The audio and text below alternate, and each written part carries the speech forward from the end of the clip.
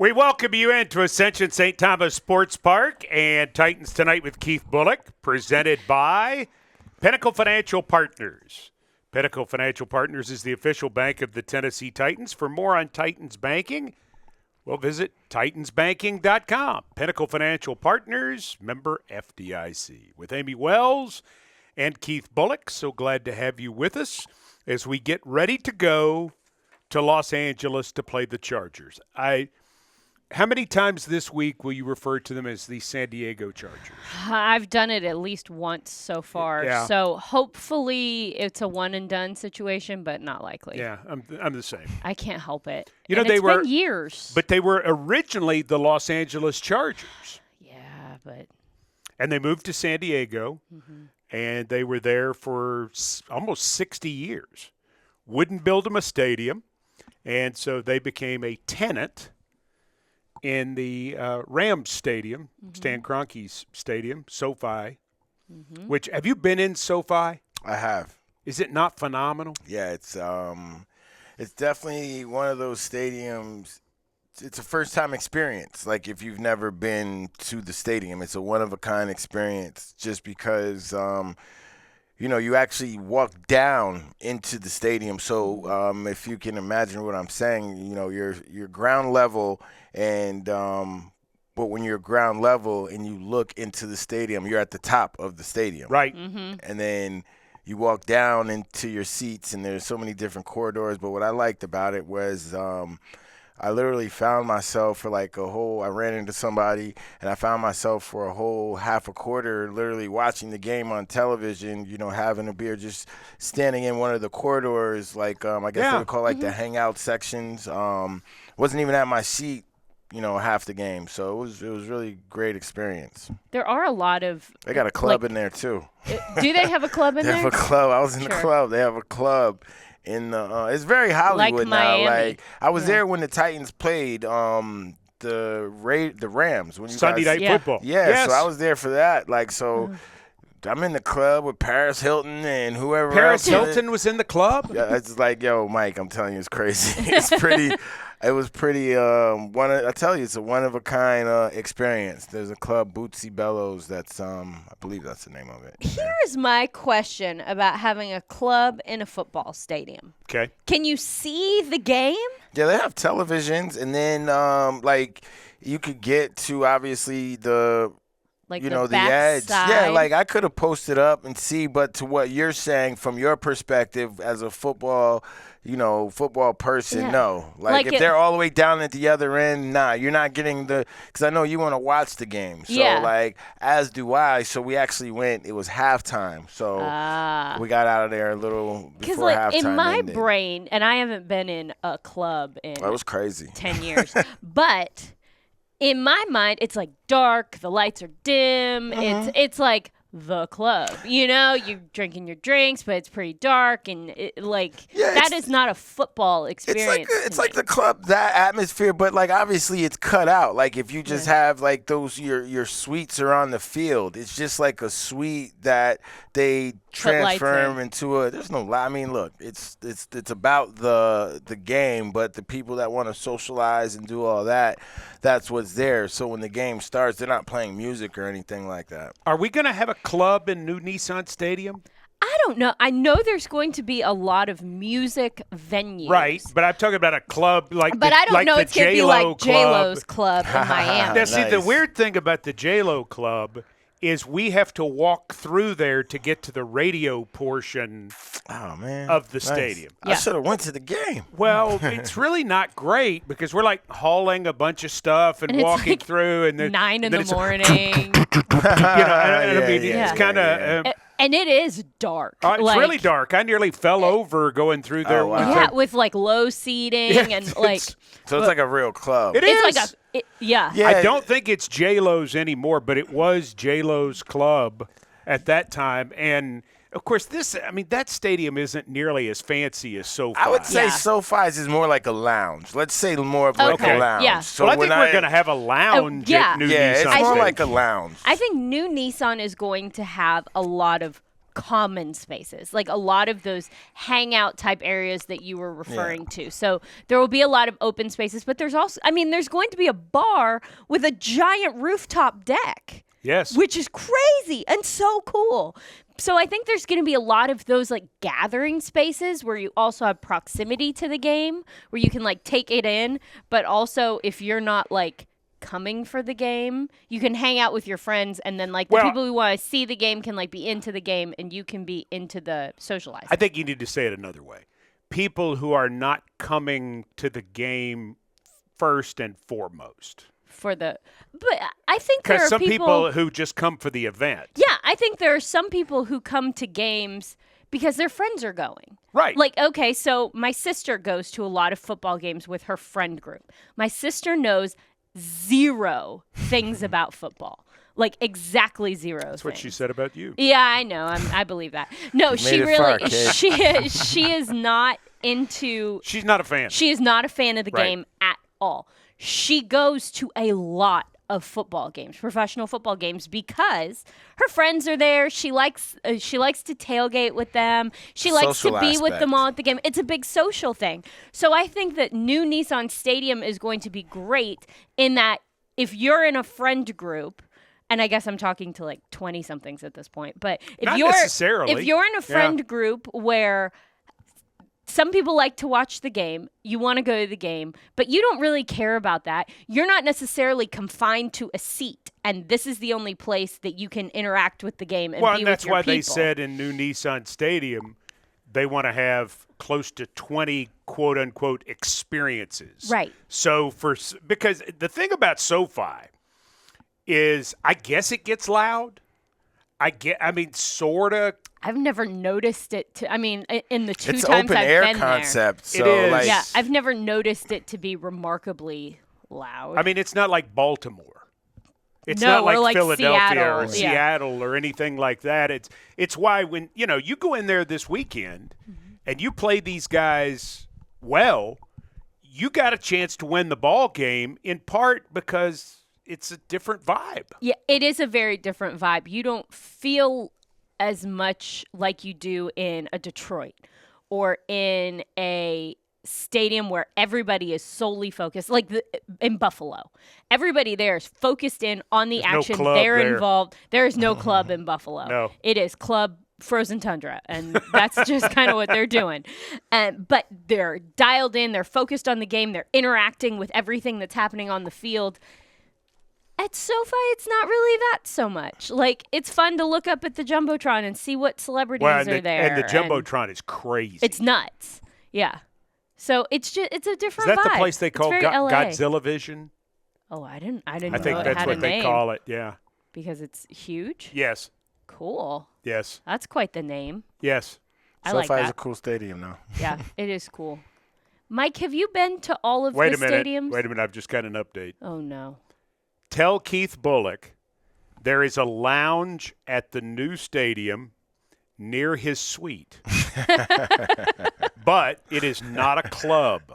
It is a lounge. It's a lounge. Not a club. Not a club. Okay. No doubt.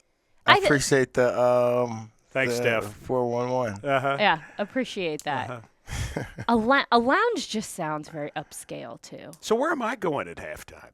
Nowhere. Nowhere. You're like, Nowhere. you're going to the bathroom, you're getting a piece of pizza, and you're coming back to the booth. They'll have pizza? Sure, maybe. No, they have like good food. They have really That's what my good son food. said. He said the At food SoFi? at SoFi is really good. otherworldly. Yeah, it's a futuristic. I think it's one of those futuristic stadiums like that. It'll still be good 25 years from now. Oh, yeah. You know what I mean? So I think that's what Titans fans can look forward to for when the new stadium is put here. Something that'll stand the test of football times for several decades. SoFi Stadium is the one that has the big boxes of candy in the press box. They do. Yeah, like the movie theater boxes of candy. When I was pregnant, all I wanted was sour candies. And we walked in there, and it was like glowing, this stack of boxes of Sour Patch Kids.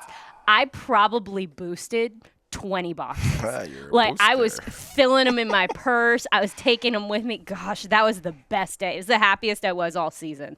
I don't even think we won, and I was so happy. Is that 22? That was 22. We didn't win. Yeah, no, I won that day. Lost on a field. This will be the third Yeah. time we played there. We won on Sunday night over the Rams. Mm-hmm.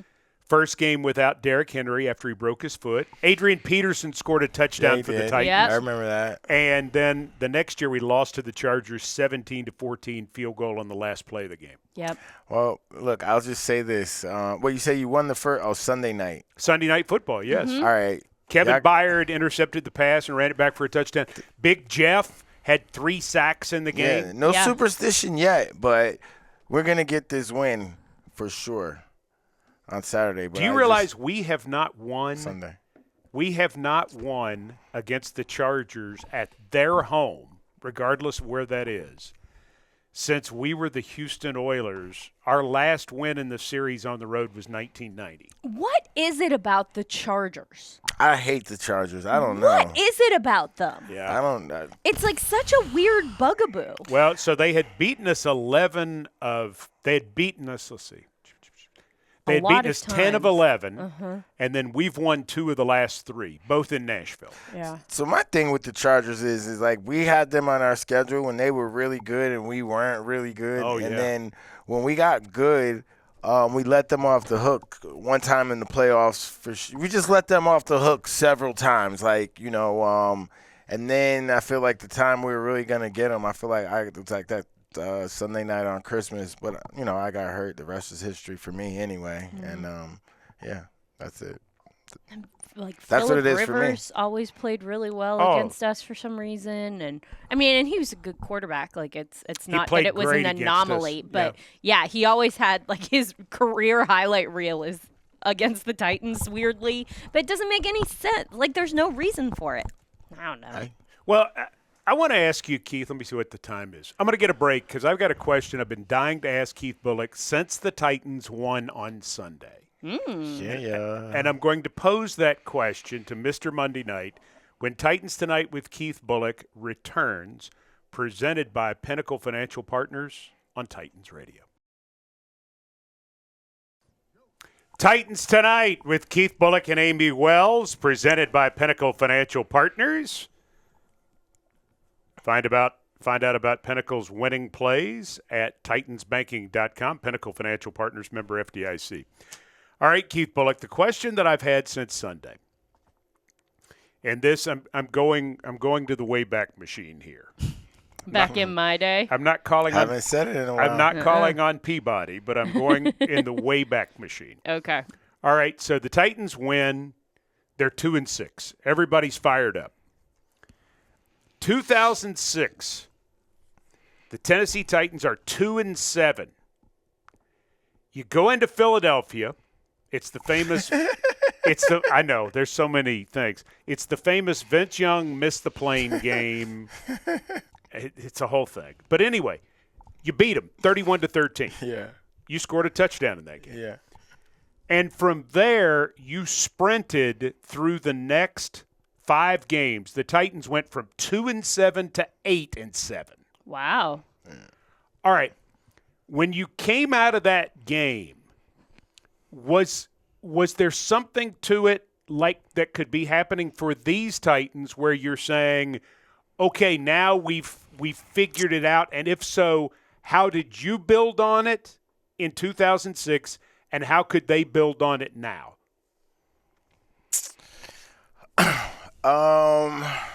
2006. So, honestly, that's not Vince Young's rookie year, is it? Yes. Yeah, I would say that because I think stick with that Philly game. I don't know. We just went in there and we played ball. Like there was nothing special about what they did offensively. For us defensively. I can't speak for the offense. The offense, they had what? They had VY. Yes. They had Travis Henry was running the air out of the ball. We had some guys. As a team, it just went together. Like we played well on defense. We caused turnovers. Right. VY made some plays. Pac-Man made a punt return He on did. special teams, to bring us closer. So all phases of the game, it might not have been pretty, but we got the win. We created turnovers on defense. We scored on defense.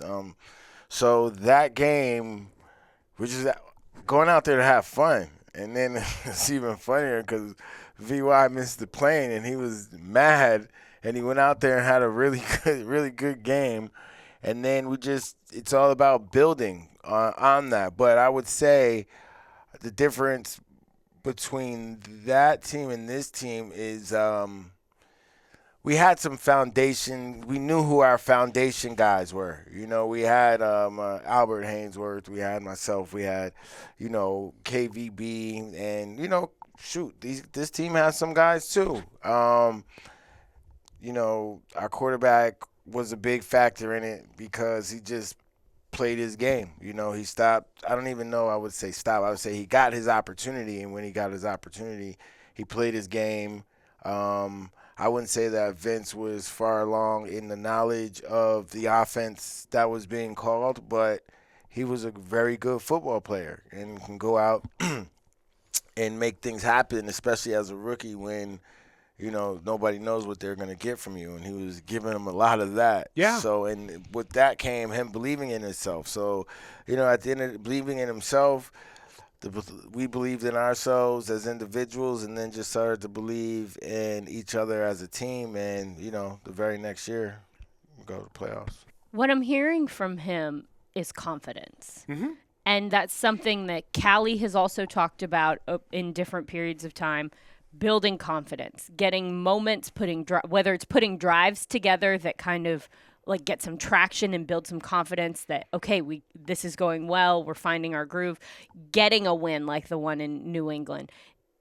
What I'm hearing Keith say about what happened in 2006 seems very similar in that it's finding those confidence moments that you can stand on and say, okay, this is working for us. We were able to see this adversity and overcome it. Okay, we are able to. It's like things start coming together a little bit. Right. And it seems like there's a lot of parallels between the two. And that main kind of overarching thing that connects them in my mind is that they were confidence-building moments for the team. Well, if you're listening to this conversation and you're thinking about the Titans in 2024, you're thinking to yourself, there's no way this team could reel off 6 straight wins.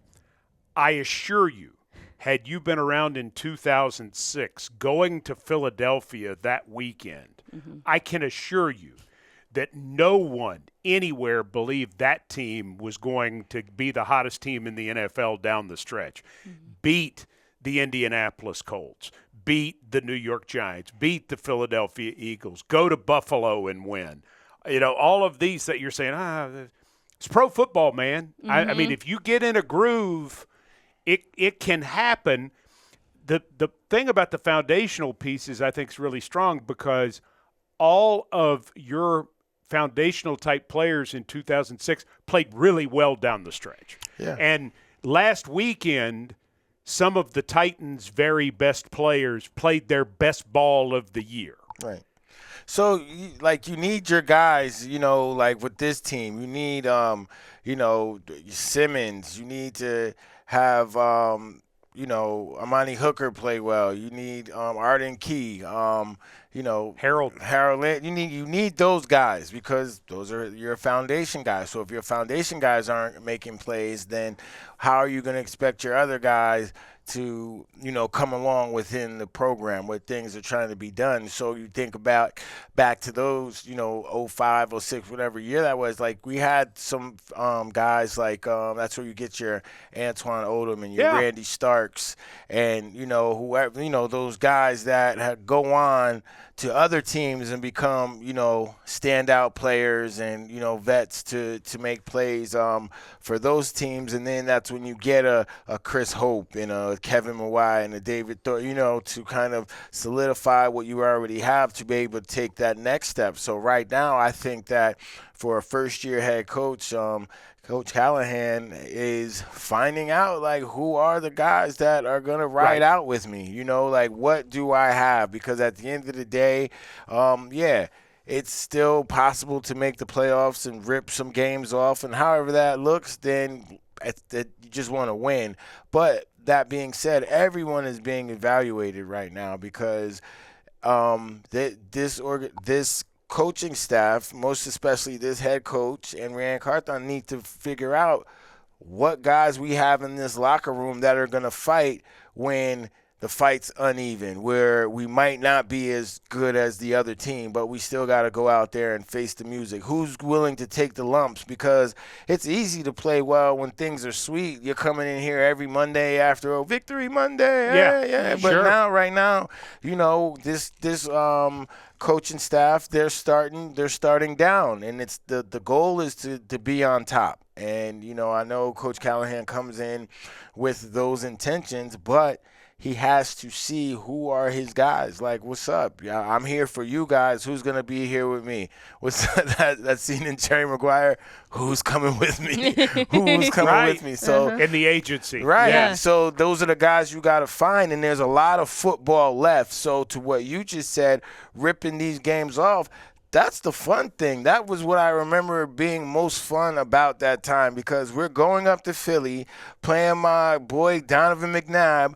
Freak is killing. Actually, Javon just got hurt, but they're playing really good football. And like you said, no one thought we were going to go up there to. Well, and especially after the Vince thing hit, because so we're at the hotel, and we're 2-7, and we're dealing with some stuff. Yeah, times are tough. Yeah, I wasn't really happy, and it's in a 16-game season. Yeah. And it's Thanksgiving, and all the stuff's going around about Vince wasn't on the plane, and he says he's not coming or something. And so we're wondering. He was saying that. Tell him I'm not coming. Yeah.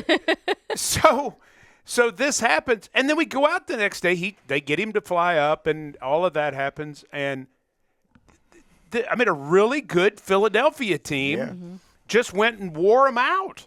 Wow. And you're sitting here going, I remember flying back thinking, how did we just do that? And then it became sort of step by step. Beat the Giants with a great fourth quarter comeback, beat Indianapolis with a 60-yard field goal, and you start to see that momentum pick up when you never thought it could happen. It's why when people say, well, the season's over, the season's never over, because listen, you get to 8 wins, You got something. you may be in the playoffs. Yeah. Yeah, it's funny because now you're taking me back, and I'm like, all those games, I remember, like you say, we beat the Giants. I remember my friend, like Brandon Jacobs, his post-game interview. He's like, there's no way we should have lost to this sorry-ass team. Like, he was mad. Like, they were mad. And then we beat the Colts. Rob Baronis hits all those field goals. So here's a funny, good story. So I was this summer up at Canton for Dwight Freeney's Hall of Fame induction. So we're at the party, and I'm with all the former Colts, and Peyton was like, hey, you know what? One game, I was talking to him and Coach Dungy. He was just that one game that, Coach Dungy he never cared. If we won, we could stay, just get back. And he's like, I used to always love staying in Tennessee. I was like, yeah, I heard you used to party it up after games in Tennessee. So anyway, long story short, so he's like, he had all these plans. He had his friends ready, and they were going to have a night on the town in Nashville. But he's like, Rob Baronis hit that field goal for you guys to win and had to get on the plane home. So that kind of made me feel good about that. And then reminded me of that season. We didn't have anything to play for. So all you could do is just play. So me remembering the reactions of those teams that you named that we beat during that, you know what I mean? Like, there was no way that those teams thought that they were going to lose to us, but we had built something. We had developed and continued to develop our foundation. And then, just what it was. Obviously, we had consistency in the running game with Travis Henry. I don't know how many yards he ran for that year. It was crazy. Just kind of like how Tony Pollard is running consistently. I remember Brandon Brandon Jones made some plays, Yeah. just like Westbrook. He caught Akine. a touchdown in the Indianapolis Right, Westbrook game. Akine making plays. So it doesn't always have to be your star players. It just has to be the guys that are going to step up when they get their opportunity, and it has to mean something to them. Well, and they started having fun, and then the crowd started having fun. Mm-hmm. So we're down 21-0 to the Giants and score 24 points in the fourth quarter to beat them. I thought Tom Coughlin was absolutely going to – That was a crazy game. It was crazy. It was like funny. It's like you win, and then you're just like laughing like, oh, my God, you just won. And these guys are like – And you're furious. I mean, we had 100 yards Yeah. of total offense in the first three quarters, and then come back and win in the fourth quarter. Pac-Man intercepts a pass and runs it back and sets up the game. We won it in regulation. What? Yeah. That's crazy. Yeah. I remember it was like we had to make a stop. Pac-Man got an interception. We had to make a third down stop. They ran like an angle route to Tiki Barber. Get him off the field. Go do your thing, Vince But Young. that's the whole thing Yeah. is how do you take and I'm not predicting anything's going to happen. I'm not that's not my bag. Right. I'm just saying how do you take what happened last weekend and build on it? Yeah. How do you go to California and find because I mean, if you go get that one, then you come home for Minnesota and you're saying, Yeah. So maybe to give a little bit of light to that, like maybe last week there was a concept that on offense they were trying to work. Like this is the concept, we want to work this, and they've been trying to work it for 3 or 4 weeks, and it just maybe they had to can it and brought it however it worked. But now the guys might be starting to get what the coaches are trying to say, how they want to implement it. Just like on defense, look, this is what we want to do. It's not like this, it's like this, and however it just once it clicks. And then the communication starts. Then everybody knows where they're supposed to be. And then whoever that next guy up is can jump in and do it, fill in role. Now you're creating depth because you've had people to go in that aren't necessarily in. So all of those things start to take place. And then when you start to win, like you're going to know when, as a player, you're right on the verge. Because I remember that year you're speaking of, we didn't finish as a team because we didn't know how to finish. Remember, we had to win, beat New England, and we're in. And we played New England really, really tough. Like, we shot ourselves in the foot, but that was one of those things that I was like, man, we had a great run, but we just didn't make it. And then after that season, I always self-scout, and I'm like, yo, we were the number 30 first defense in the league. Mm-hmm. So then that offseason, it was worst to first. That was, and I told Albert, that's what we preached all spring because we were right there. I'm like, yo, if we were 15, we would have made the playoffs. That's right. Yeah. That's how I'm thinking. So it's like, nah, we're going worst to first. And then that's when we, started to play some really good defense around here, and we started to so you got the guys, you got the pillars, you got Amani's here, Big Jeff, they'll see it, they'll know, and that's when you got to crack the whip. You got to crack the whip now to get some of those guys in line. You know what I'm saying? What I mean by that is you might be essential to this week's game plan.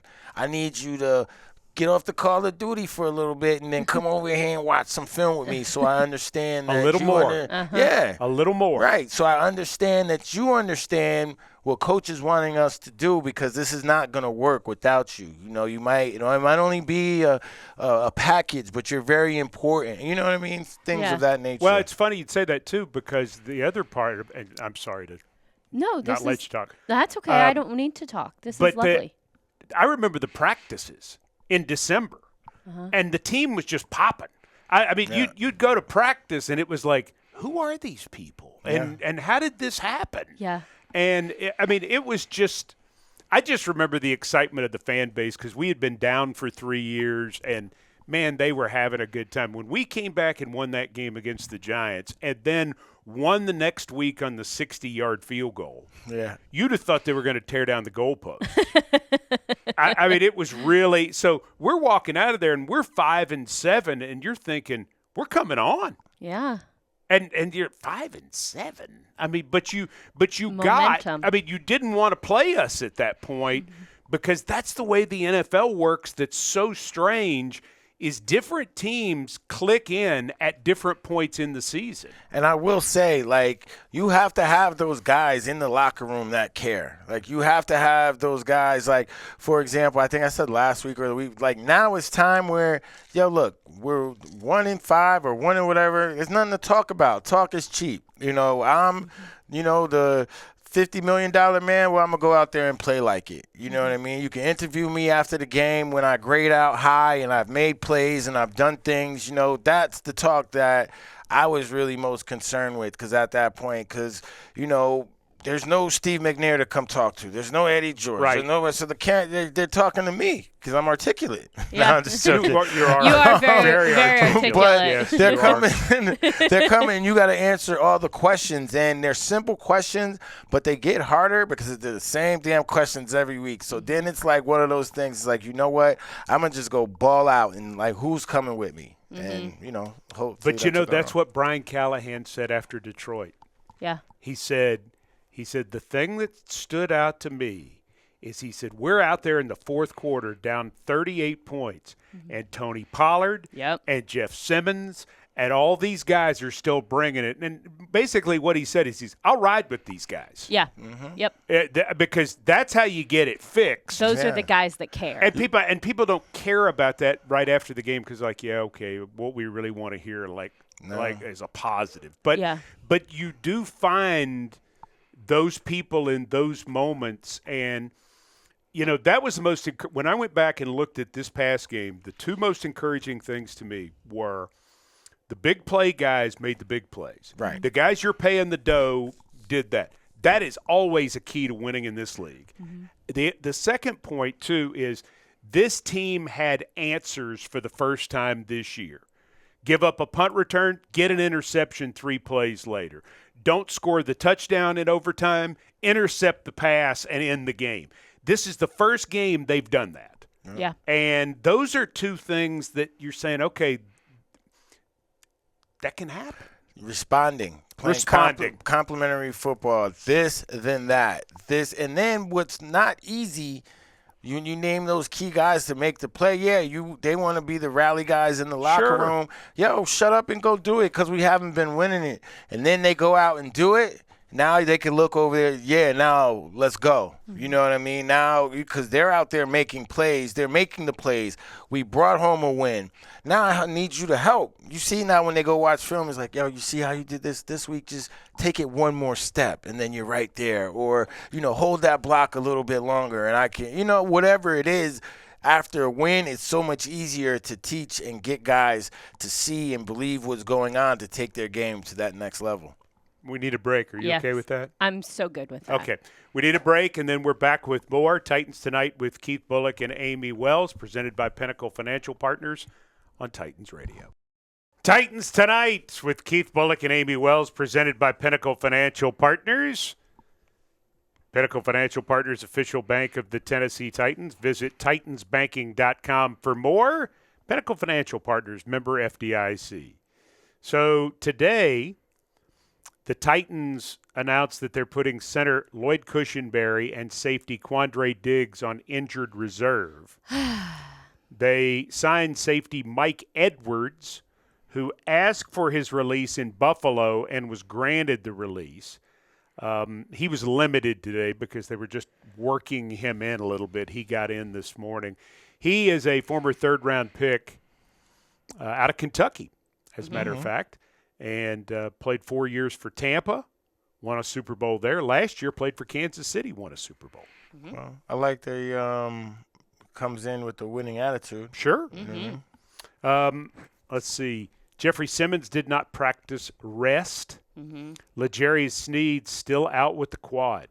Limited today, Tyler Boyd shoulder. Mentioned Mike Edwards rest.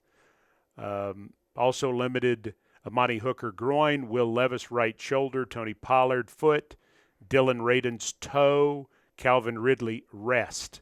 Tajay Spears hamstring. Trey Avery with his hamstring was a full participant today. It is worth noting, Mike Keith, and Brian Callahan said this, so I feel comfortable also saying it. This is an estimation because this was more of a walkthrough. It was today. totally a walkthrough. It was definitely a walkthrough. But just to try and keep everyone a little healthy and help them recover. So this weekend's opponent, the Los Angeles Chargers, have 5 former Titans on the team, including Christian Fulton, who did not practice today with a hamstring. Remember, he and Mike Vrabel had a little. They used to. had They didn't a little see thing eye to eye on the hamstring. The hamstrings. Stuff. Khalil Mack didn't practice with a groin. Denzel Perryman didn't practice with a toe. Jasir Taylor, who's a defensive back, did not practice with a fibula. Not a leg. Yeah, it's a fibula. I was going to say that's interesting. It's just that part of the bone. I don't think I've on the ever. leg. I don't think I've ever seen it that specifically addressed on an injury report, though. It's always just like leg, foot. Instead, yeah. fibula. Specifically, his fibula is hurting. Yes. Sorry, man. It happens. I'm sure it does. I'm sure it does. But like leg would have. Leg would have sufficed. Yeah. That would fill the What requirement. you're putting down. What do you, as a former player, what's your view of Jim Harbaugh as a coach? He, of course, for those listening and who don't know, he's the head coach of the Chargers. Captain Comeback. I remember him as Captain Comeback. As a coach, I feel that he obviously is a good football coach. You know what I mean? When it comes down to the X's and O's, he is a good football coach. I think in 2024, you're allowed 2024 NFL and just coaching in general in the 2000s, like it allows coaches to show more of their personality, be more personable if you choose to. And I think he's one of those coaches that kind of chooses to, and he plays to it a little bit. He's also a former player, so he has that inward quirkiness that all former players or players possess, or quirkiness and or, confidence or arrogance. Sure. You know what I mean? That's a better word. That's a better word. And that might come from his playing days and having some success as a head coach. It might give him a little more of an air about himself. So let me ask you this. He does some things that some people would consider corny.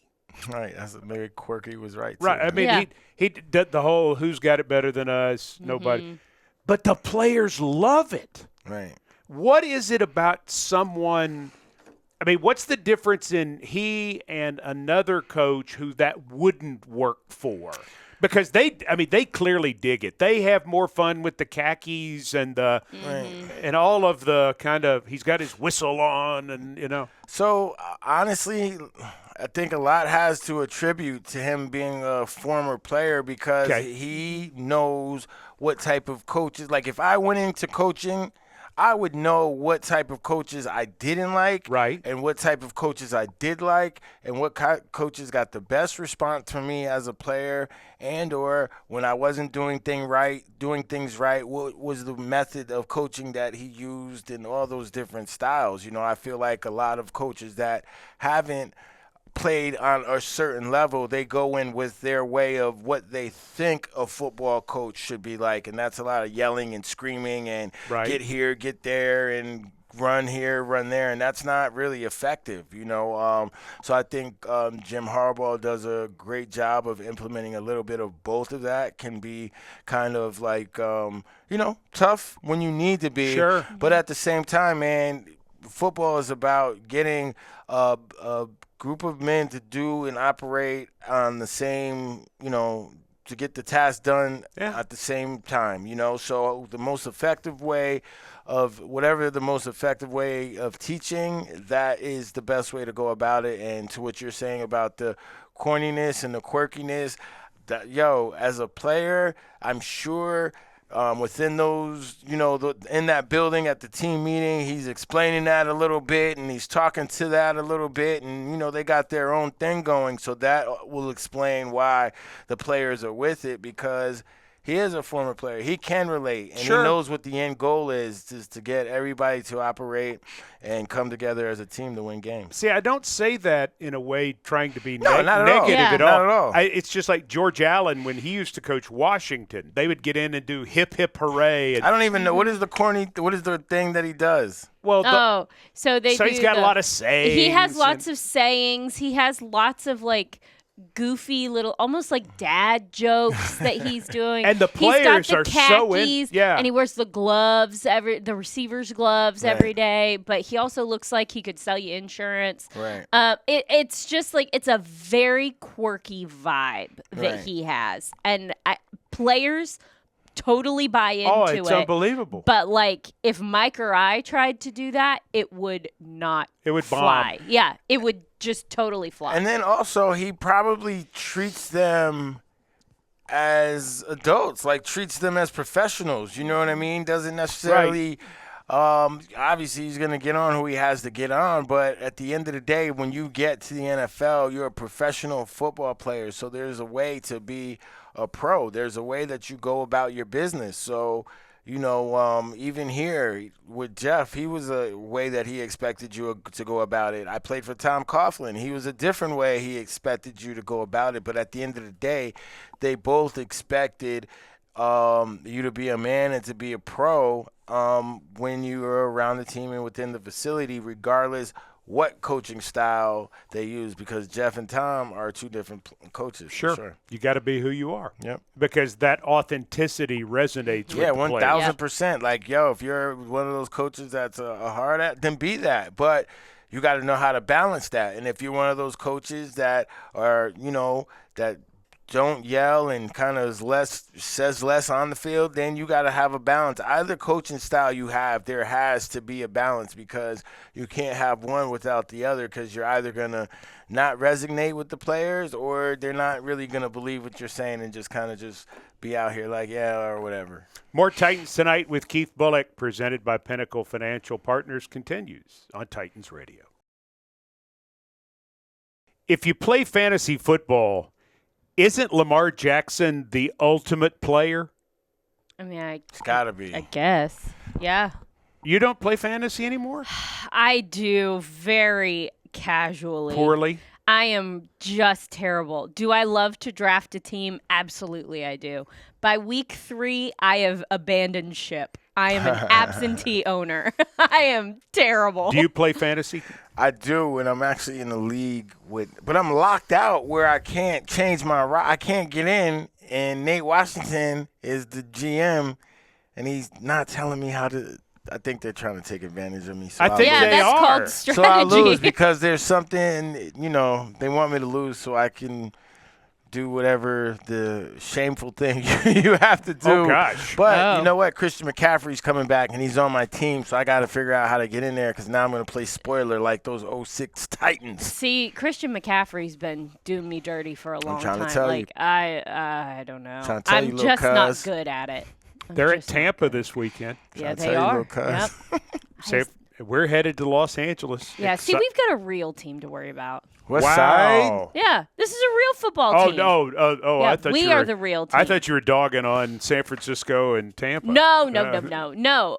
Fantasy is fine. We have an actual football team. We have an actual football here. team. Yes, the Titans, see if they can make it 2 in a row against one of the most mistake-free teams in the National Football League. Yikes. In the Los Angeles Chargers. They don't make mistakes. No. They don't beat themselves. Well, we just got to force them to. There you go. There you go. That's it. Well, the Titans beat them last year. Let's get it. See, Keith Week Bulluck 2. just speaking the truth. I mean, Just make 'em. a win makes everything look better. Like, it's a clean slate. It's a clean slate. Go out there. It's just been great just walking in the building this week. Right. Everybody's happy and I'm telling you, the air feels lighter. Yeah. It's brighter somehow. Like, Think everybody about what has a 2 in a row would glow. do. I noticed the glow when Mike came downstairs to get me. I know he's kind like of glowing, floating. right? Yeah.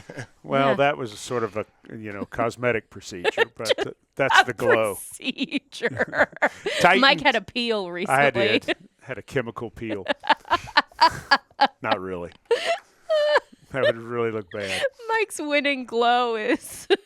Titans Chargers this Sunday remind you that we are on the air at 2 p.m. Central Time with the award-winning Titans Countdown.